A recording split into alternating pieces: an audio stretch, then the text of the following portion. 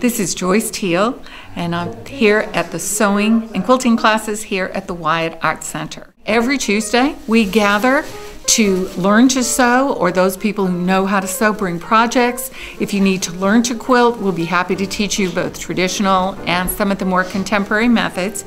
We start with some fabric that has been donated.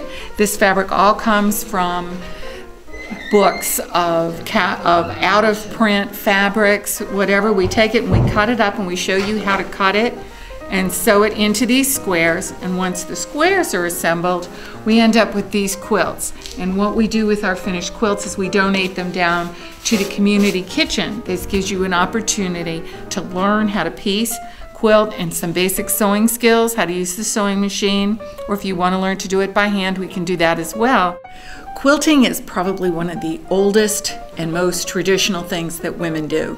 Not only did it serve utilitarian purposes where women had to make quilts to keep everybody warm through the night, through the winter time. And even though we've been able to purchase quilts, there's something about the camaraderie of coming together, cutting the fabric, sewing it together. You have the love and appreciation of the handwork that goes into it and the socialization that comes from being with other people, just getting out of the house for a few hours to do something that's going to make everybody smile.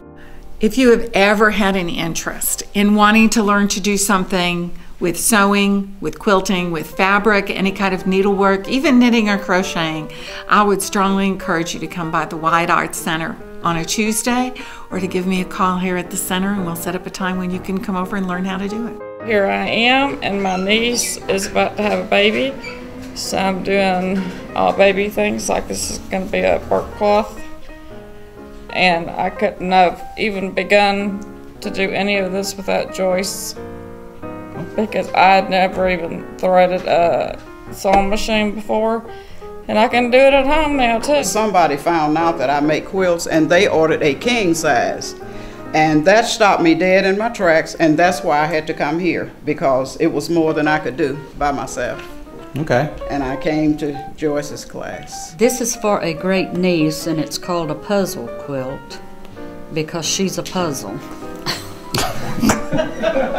Well, it is great because I live a block away from here, and it's very comforting to have a place to come to. Okay. All right. And would you encourage others to come? I would, definitely. It's wonderful up here.